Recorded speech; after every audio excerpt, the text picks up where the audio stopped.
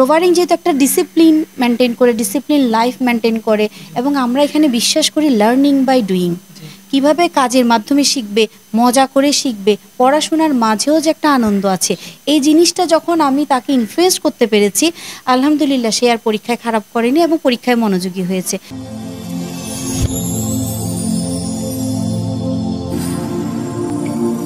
দেখো বাঁশখালী, দৃশ্যমান বাঁশখালীর প্রতিচ্ছবি।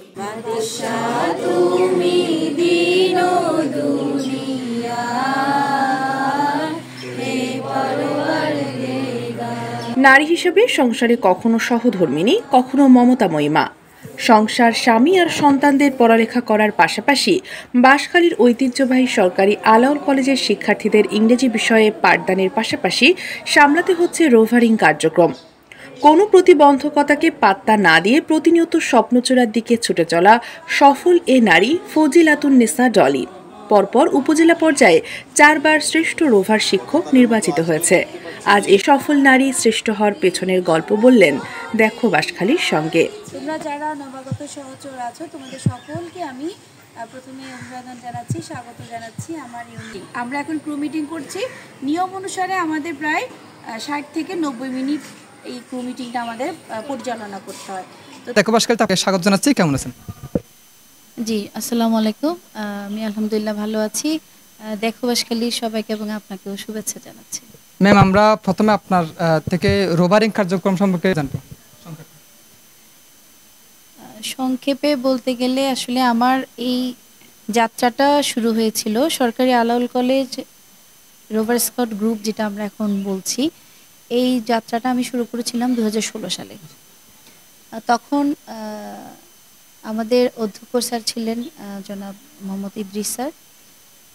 যেহেতু সরকারিভাবেই পরিপত্র আসে, চিঠি আসে, প্রতিটা ইউনিটে মানে প্রতিটা কলেজে ইউনিট থাকতে হবে বাধ্যতামূলক, এরকম একটা চিঠি এসেছিল, একজনকে ট্রেনিংয়ে পাঠাবে।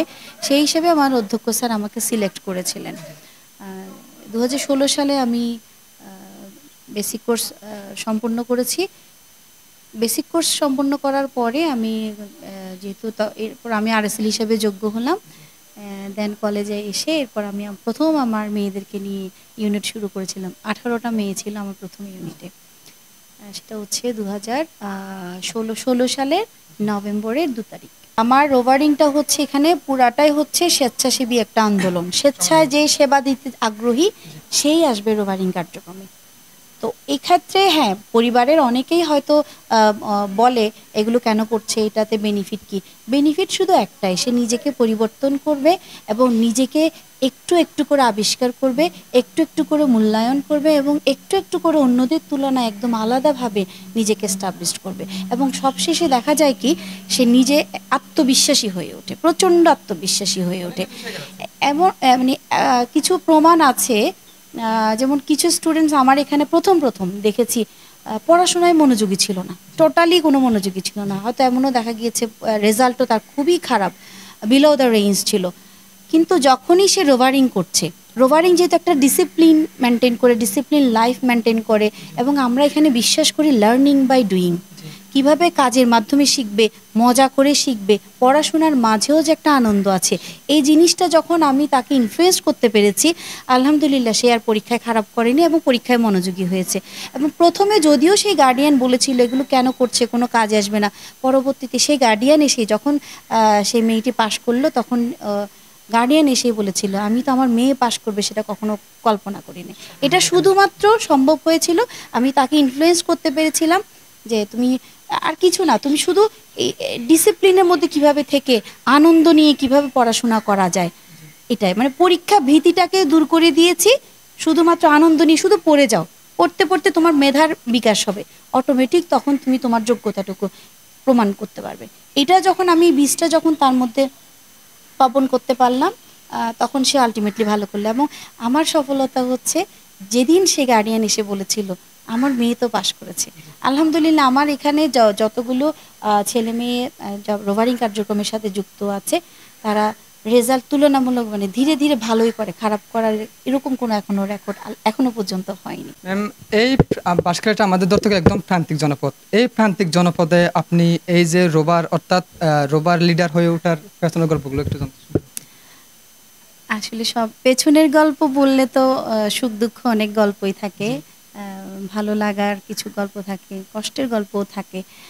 যেহেতু আপনি নিজেই বলেছেন বাঁশখালী প্রান্তিক জনপদ, প্রান্তিক জনপদ হওয়াতে হয় কি যে অনেকে জিনিসটাকে হয়তো ভালোভাবে রিসিভ করতে চায় না, পড়াশোনার পাশাপাশি এই কাজগুলোকে অতিরিক্ত কাজ মনে করে। কেন এগুলোকে, বিশেষ করে যেহেতু আমি মহিলা মানুষ, আমাকে কাজ করতে হবে মেয়েদেরকে নিয়ে, মেয়েদেরকে নিয়ে কাজ করতে যাব।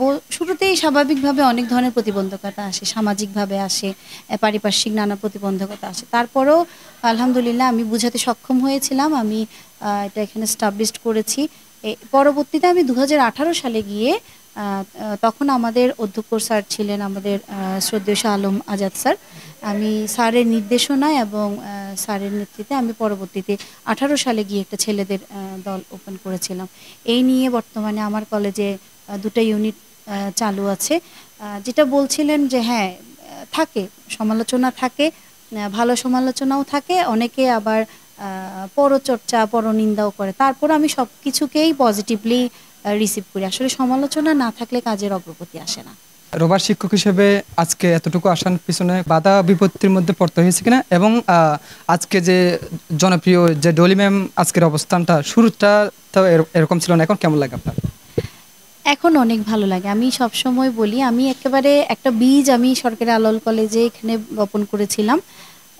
এই কলেজে তখন এক্সট্রা কারিকুলার খুব বেশি চালু ছিল না, আর বিশেষ করে মেয়েরা এগুলো করবে এটাই কেন জানি মেনে নিতে পারতো না। আর মেয়েরাও অনেকখানি ইন্ট্রোভার্ট ছিল। হ্যাঁ হ্যাঁ হ্যাঁ, মেয়েরা অনেক ইন্ট্রোভার্ট ছিল, তাদের মধ্যে অনেক জড়তা ছিল। তারপরেও আমি কিন্তু হাল ছেড়ে দিইনি, আমি চেষ্টা করেছি, ওদেরকে উদ্বুদ্ধ করেছি।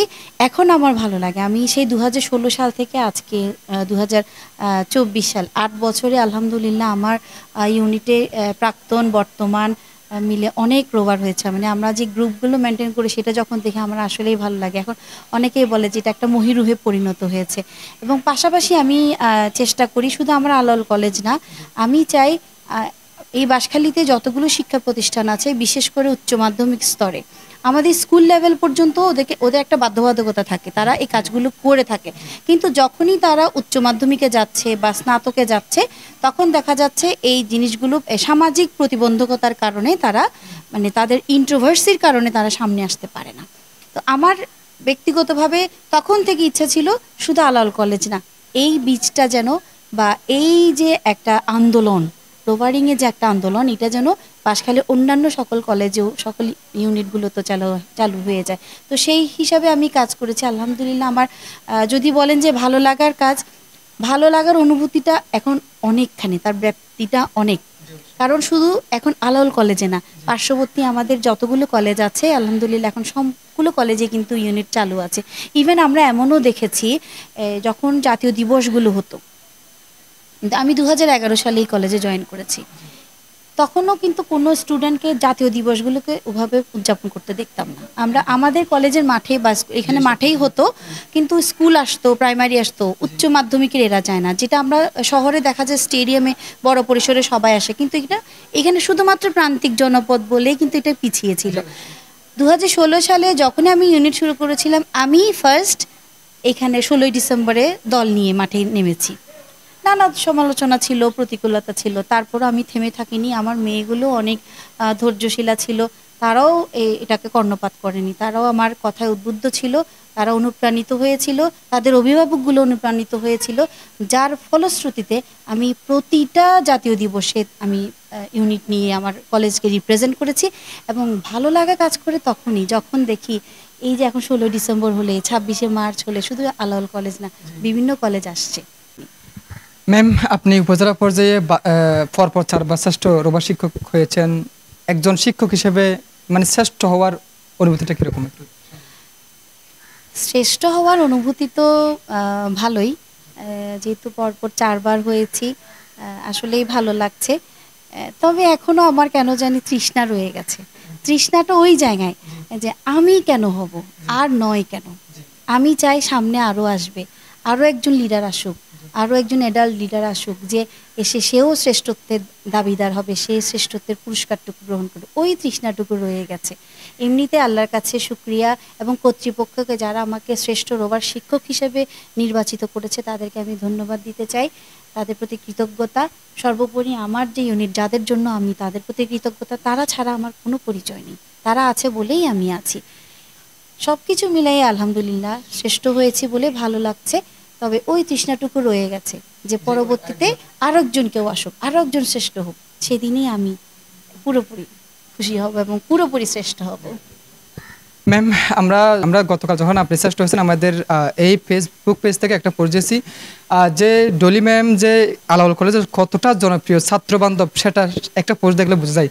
এই ছাত্রদের এতটা প্রিয় হয়ে ওঠার যদি গল্পটা অথবা ছাত্র বান্ধব হওয়ার রহস্যটা একটু যদি বলতেন। হ্যাঁ, প্রথমে বলি আসলে ছেলে মেয়েরাই আমাকে ভালোভাবে গ্রহণ করে। আমি ছেলে মেয়েদের ভালোবাসায় সিক্ত, ওরা আমাকে প্রচণ্ড ভালোবাসে।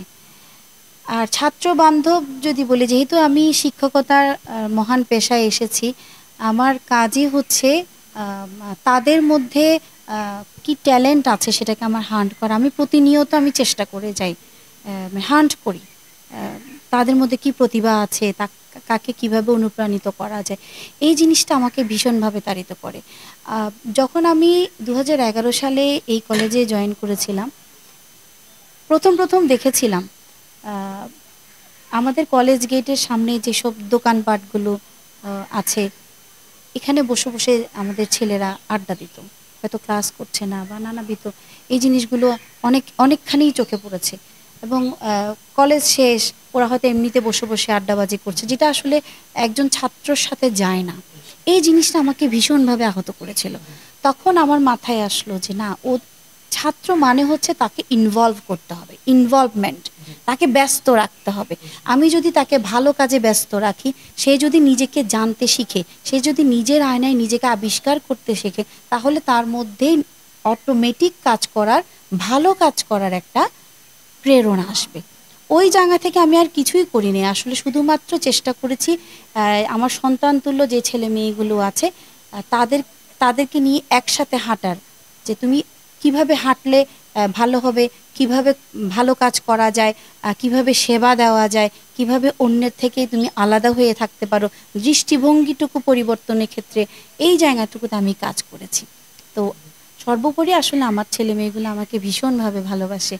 এবং এইভাবে আমি শিক্ষকতা পেশায় এসেছি মানে আমার সাথে আমার পরিচয় আমার স্টুডেন্টস, এই বিশ্বাসকে ধারণ করেই আমি এখানে এসেছি। আজ হয়তো আমি আছি, আগামী দিন হয়তো আমি থাকবো না, কিন্তু এই ছাত্রদের মাঝেই আমি বেঁচে থাকবো, আমার কর্মের মাঝেই আমি বেঁচে থাকতে চাই। এজন্য চেষ্টা করি আমার নিজের মধ্যে যা কিছু আছে তা উজাড় করে দিতে, এবং সর্বোপরি চেষ্টা করেছি এবং সবসময় আল্লাহর কাছে এই প্রার্থনাটুকু করি যে আমার সন্তান তো নেই, ছেলে মেয়েগুলো আমাদেরকে ছাড়িয়ে যাক, আমাদেরকে ছাপিয়ে যাক।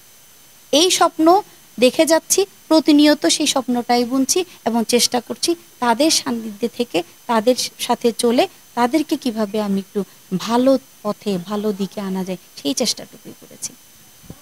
সুপ্রিয় দর্শক, আমরা এতক্ষণ পর্যন্ত কথা বলেছি অত্যন্ত জনপ্রিয় একজন শিক্ষক, সরকারি আলাউল কলেজের ইংরেজি বিভাগের প্রভাষক ফজিলাতুন্নেসা ডলি ম্যামের সাথে। ম্যাম, আমরা একেবারে আজকের এপিসোডের একদম সর্বশেষ পর্বে, আপনার অনেক প্রাক্তন স্টুডেন্ট অনেকদিন পর সেই ডলি ম্যামকে দেখবে, তাদের উদ্দেশ্য অর্থাৎ আপনার প্রাক্তন শিক্ষার্থীদের উদ্দেশ্যে আপনি কিছু বলার আছে? আমার কাছে আসলে প্রাক্তন বলে কিছু নেই, কারণ তারা আমার কাছে সবসময়ই মানে একেবারে চিরসবুজ। আমি প্রাক্তন বলতে চাই না, তারা আমার স্টুডেন্টস, সবসময় আমার কাছে চিরসবুজের মতো আমার আমার জীবনে তারা মিশে আছে। তারা যে যেখানে আছে তাদের সকলের জন্য আমার শুভকামনা রইল। এবং সর্বোপরি আমি চাই আমার ছাত্রছাত্রী যারা আছে, যাদের মধ্যে এতটুকু অন্তত মন মানসিকতা থাকবে ভালো কাজ করে মানবিক মানুষ হয়ে ওঠার, যাদের সেই চেষ্টাটুকু আছে, তারা যেন সমাজ, রাষ্ট্র, দেশের জন্য অবশ্যই ভালো কিছু করে যায়। এবং তাদের কাছে শুধু এতটুকুই চাওয়া থাকবে, কিছুই না, শুধু একজন মানবিক মানুষ হয়ে ওঠো এবং পাশাপাশি দেশ, সমাজ, রাষ্ট্রের জন্য এমন কিছু করে যাও যাতে তুমি আজীবন সেই কাজের মাঝে বেঁচে থাকো। ম্যাম আজকে আপনার অনেক ব্যস্ততার পরেও আমাদেরকে সময় দেওয়ার জন্য আপনাকে অসংখ্য ধন্যবাদ। আপনাকেও ধন্যবাদ দিচ্ছি এবং পাশাপাশি আমি দেখো বাঁশখালী যারা দর্শক আছে তাদেরকেও ধন্যবাদ দিতে চাই এবং সর্বোপরি আপনার চ্যানেলের আমি উত্তরোত্তর সমৃদ্ধি কামনা করছি।